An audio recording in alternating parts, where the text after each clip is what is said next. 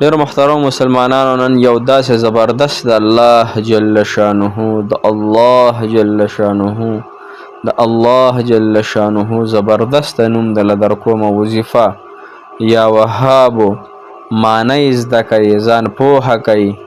الله تعالی وی یا وهابو، بغیر لالچ الله تعالی ورکړه کوي، بغیر د څه مفادو نه. محترمو دا خو انسان دی چې د بل انسان نه مفاد دي، د ښځې د خاوند نه مفاد دی او د خاوند د ښځې نه مفاد دي. فایده یې ده د بچو د مور او پلار نه فایده ده، د ګاونډي د ګاونډي نه پیدا ده. نن چې ټول محبتونه الله تعالی په زړونو کې اچولي، نو د دې به ډېرې وجې وي، خو یو پکې دا وجه ده چې هر سړی د بل سره محبت ساتي، نو هغه پس لالچ او پس عرض باندې وي. بغیر لالچه محبت ډېر کم خلک کوي چې هغه د الله تعالی د رضا دپاره کوي.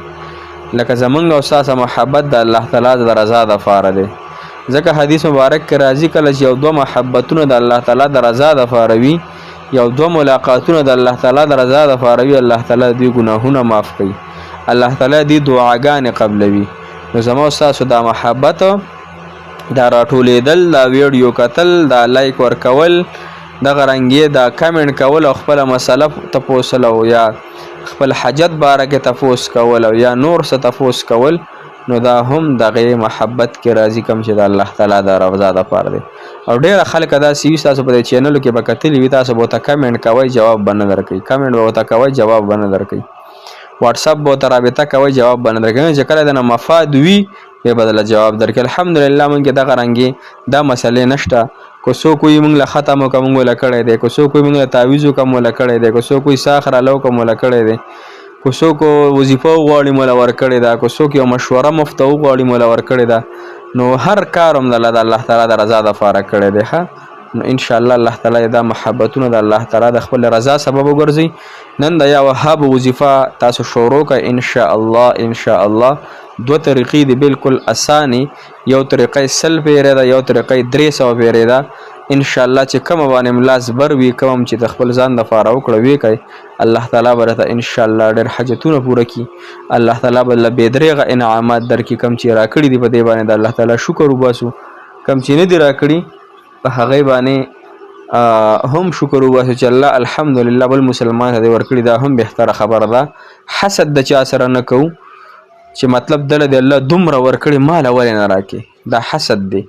یا الله دله دې ورکړي، یا الله دا د نصیب وګرځي، نصیب دله نور هم سیوا کړي. الله ماله هم د خپله دره راکړي، ستا در ډېر لوی دی. السلام علیکم ورحمة الله وبرکاته.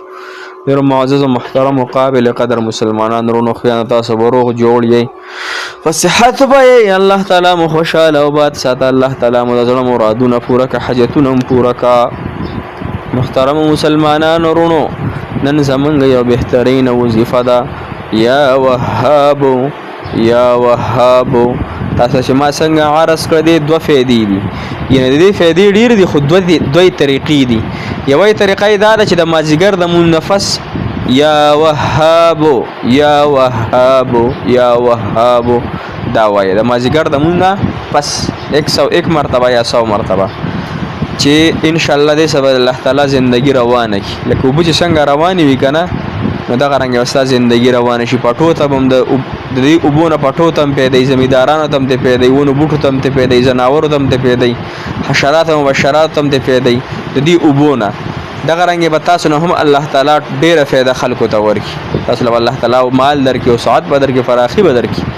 بله چې 300 یا وهابو د محترمو 314 کارته، نو په یو میدان باندې کښېنئ او دا په جومات کې کېنئ، په غولي کې کېنئ، 2 رکعته نفل وکړه هر ټایم چې کې، او بیا یا وهاب 314 کارته ووایه، او بیا الله تعالی نه وغواړه ای کریم الله، ای بغیر لالچ ورکولو والا ربه، ای زبردسته او حقیقي مالک الله، زما دا حاجت دی الله ستا خزانې ډکې، الله دا حاجت مې دی الله ستا خزانې د وسعت او د مال او دولت او د هر څه نه ډکې دي، مالامال دی الله، کمی هم پکې نه راځي. الله زما دا حاجت پوره کړي انشاءالله. محترمو الله تعالی پوره کولو والا ذات ته کم خوازو، د الله در نه به کم خوازو، د الله د ځمکې نه نشو تښتېدلی، د الله د د اسمانونو نشو تختیدلی د الله رزق نشو پرېښودی الله راکړي ساګانې نشو پرېښودی نو الله تعالی به راله حاجت هم پوره کوي انشاءالله چې چا کې یقین او اخلاص وي الله تعالی مو حامی او ناصر مددګار شه موږ ته هم ډېرې ډېرې دعاګانې کوي او تاسو ته کوو الله تعالی مو په دنیا او په آخرت کې ډېر ډېر خوشحاله کړه جزاک الله خیره احسن الجزاء فی الدنیا والآخرة السلام علیکم